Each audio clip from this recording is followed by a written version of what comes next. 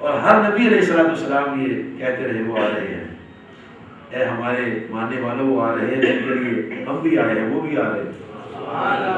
جن کے لیے ہم آئے ہیں وہ آ رہے ہیں۔ سارے انبیاء رسول پاک صلی اللہ علیہ وسلم کے لیے آئے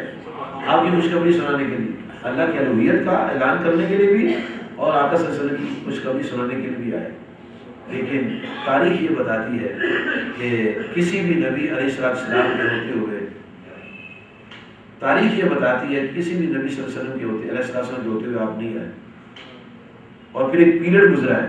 571 سال کا پیریڈ گزرا ہے عیسیٰ علیہ السلام کے بعد، پھر 571 میں 22 اپریل کو نبی کریم صلی اللہ علیہ وسلم دنیا میں تشریف لائے، اور پھر کس شان سے تشریف لائے، اور نبی صلی اللہ علیہ وسلم نے وہ وقت بیان کیا ہے، وہ حال بیان فرمایا ہے، اور اس کا ذکر کیا ہے آپ نے بڑی تفصیل سے، جامع الفاظ اور تفصیل پوری اس میں۔ آپ نے فرمایا کہ میں اس وقت بھی اللہ تعالیٰ کا نبی اور خاتم النبیین علیہ السلام تھا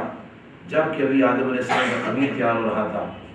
میرے لیے ابراہیم علیہ السلام دعا کرتے رہے، میرے لیے عیسیٰ روح اللہ خوشخبریاں سناتے رہے، میری والدہ مجھے میرا نظارہ کرتی رہی، اور جب میں پیدا ہوا تو میری ماں اماں جی حضور کے بدن سے ایک نور نکلا، اور اس نور کی روشنی سے شام کے محلات بھی جگمگانے لگے۔ یہ آپ نے باقاعدہ حال بیان کیا ہے، اور یہ کتابوں کے اندر موجود، نام میں نے آپ کو سنائے، مسند احمد ہے، مشکوٰۃ شریف ہے، دلائل نبوت ہے، المعجم الکبیر طبرانی ہے، دلائل نبوت ہے، مستدرک حاکم شریف ہے، ساری کتابوں کے اندر لکھا ہو، پڑھیں گے تو پتہ چلے گا۔ حدیث پاک کو تو ہم کہتے ہیں کہ ضعیف ہے تو قرآن پاک کا بھی کریں گے، 1,24,000 انبیاء ان سے قرار لیا جائے، تو ہم تو بڑے خوش نصیب آدمی ہیں، اللہ نے ہمیں خوش نصیب بھی، خود بھی خوش نصیب فرمایا، یقین جانیں، اور اللہ تعالیٰ کی باتیں بڑی ٹیکنیکل باتیں ہوتی ہیں، کوئی آدمی پکڑ نہیں سکتا، اعتراض نہیں کر سکتا۔ اللہ کریم نے سورۃ آل عمران کی آیت نمبر 164 میں ارشاد فرمایا، لقد من اللہ علی المؤمنین اذ بعث فیہم رسولا، اللہ تعالیٰ فرماتے ہیں کہ ہم نے ایمان والوں پر احسان فرمایا ہے کہ ان میں اپنے پیارے محبوب رسول علیہ السلام کو مبعوث فرمایا، یعنی آپ کا آنا ایمان والوں پر احسان ہے۔ اللہ تعالیٰ نے دیکھو کیسی بات کہی، لقد من اللہ علی الناس نہیں فرمایا کہ میں نے انسانوں پر احسان کیا، کیونکہ انسانوں میں احسان فراموش بھی ہوتے ہیں، بیٹوں میں بھی احسان فراموش ہوتے ہیں، بھائیوں میں احسان فراموش ہوتے ہیں، دوستوں میں احسان فراموش ہوتے ہیں، لیکن امتوں میں، افراد میں، کلمہ پڑھنے والوں میں ایک ایسی جماعت ہے جن کے سینے نور ایمان سے روشن ہے، جو احسان فراموش نہیں ہے، انہیں اللہ تعالیٰ نے جتایا ہے، لقد من اللہ علی المؤمنین، اللہ تعالیٰ فرماتے ہیں میں نے ایمان والوں پر احسان کیا ہے کہ ان میں اپنے پیارے رسول علیہ السلام کو مبعوث فرمایا۔ تو جب اللہ تعالیٰ فرماتے ہیں کہ میں نے احسان فرمایا ہے، کوئی معمولی سی بات تو نہیں، بہت بڑی بات، آپ کا جانا، اور پھر اتنی شان دیکھیں کہ اللہ تعالیٰ کے نبی پاک فرماتے ہیں کہ جتنے نبی دنیا میں آئے ہیں وہ نبی ایک ملک کے لیے آئے، ایک بستی کے لیے آئے، ایک شہر کے لیے آئے، ایک علاقے کے لیے آئے، یعنی ایک محلے کے لیے نبی بن کر آئے، اور وہ خاص خاص خطوں میں نبی بن کر آئے، اور آپ نے فرمایا بشر الناس کافہ، میں پورے انسانوں کے لیے مبعوث کر کے بھیجا، پوری انسانیت کے لیے نبی صلی اللہ علیہ وسلم نبی بن کر آئے۔ اور یہ دیکھیں امام بخاری صاحب نے صحیح بخاری میں کیا بات لکھی ہے، جو بیچارہ نادانی میں یہ بات کرتا ہے، میں اس کو نادان ہی کہتا ہوں، اگر عقل ہوتی تو ایسی بات نہ کرتا، وہ نادان آدمی ہے، غور کرے تو اس کو پتہ چلے۔ نبی کریم صلی اللہ علیہ وسلم فرماتے ہیں،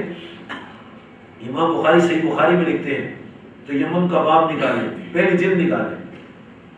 امام بخاری صاحب فرماتے ہیں نبی صلی اللہ علیہ وسلم فرمایا کہ جب ہم دنیا میں تشریف لائے تو کیسا انقلاب آیا، کیسی تبدیلی آئی، کیا چینج دنیا کے اندر آئی، کیا ماحول بدلا۔ کریم آقا صلی اللہ علیہ وسلم فرماتے ہیں جوئلت لی الارض مسجدا و طہورا، فرمایا جب ہم دنیا میں تشریف لائے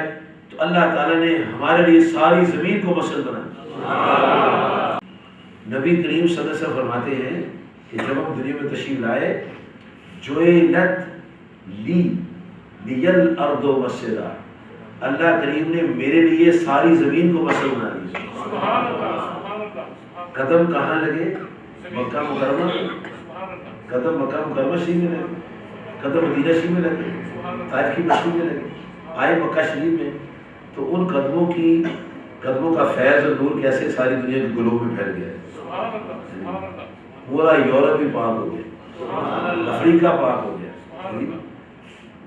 پوری دنیا کی زمین جسے کہتے ہیں زمین ساری مسجد میں، وہ طہورا بھی فرمایا ہے، پاک ہو گئی، زمین پاک، مٹی پاک ہے، اور پھر نہ صرف پاک ہے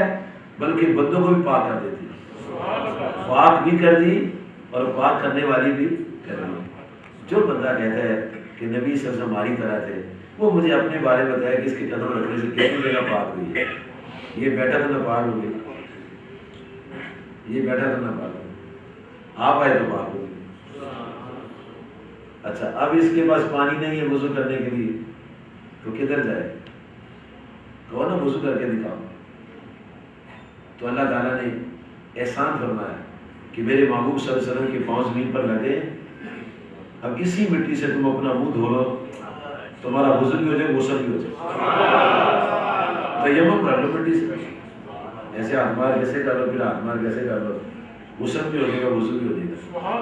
یہ نبی صلی اللہ علیہ وسلم کے قدموں کی خیرات ہے، آپ کے قدم جُعِلَتْ لِيَ الْأَرْضُ مَسْجِدًا، آپ فرماتے ہیں کہ میرے لیے رب نے ساری زمین کو مسجد بنایا، ورنہ اب تم ریگستانوں میں، پہاڑوں میں، صحراؤں میں، جنگلوں میں جہاں چاہو نماز پڑھ لو، تمہاری نماز ہو جائے۔ کوئی بندہ ایسا ہے دنیا میں جس کے قدموں سے زمین پاک ہوئی ہے؟ اللہ تعالیٰ نے یہ خصوصی طور پر آپ کے لیے فرمایا۔ پہلے بھی آتے تھے تو زمین اتنی ہی پاک تھی جہاں آتے تھے، اور بڑے غور کے بعد یہ پتہ چلا ہے کہ کسی بھی امت میں تیمم نہیں تھا، کسی امت میں تیمم نہیں، یہ صرف نبی صلی اللہ علیہ وسلم کے قدموں کی خیرات ہے کہ آپ سرکار کے آنے سے امت کو تیمم کی نعمت ملی، بلکہ پہلی اقوام کا حال تو بہت برا تھا۔ اگر جسم کو یا کپڑے کو ناپاکی لگتی تھی تو کپڑا جلانا پڑتا تھا، کپڑا کینچی سے کاٹنا پڑتا تھا،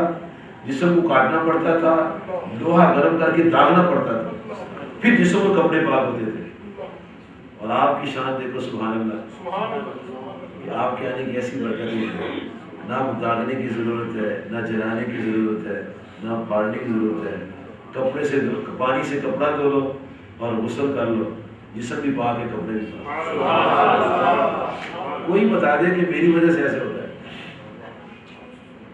کوئی بتا دے۔ جو کلمہ طیبہ پڑھ کر ایمان کی نگاہوں سے نبی صلی اللہ علیہ وسلم کو دیکھتا ہے وہ صحابی ہو جاتا ہے۔ میں اور آپ نا کے ایک دوسرے کو دیکھ کے کلمہ بھی پڑھیں، ویسے تو ایک دوسرے کلمہ پڑھ نہیں سکتے، نبی صلی اللہ علیہ وسلم کلمہ پڑھتے رہے پھر دیکھیں ایک دوسرے کو، کوئی صحابی نہیں، ان کا چہرہ ایسا ہے، ان کا چہرہ مبارک ایسا ہے کہ جب ایمان کی نگاہوں سے دیکھا صحابی ہو، اور جس نے صحابی کو دیکھا وہ تابعی ہو گئے۔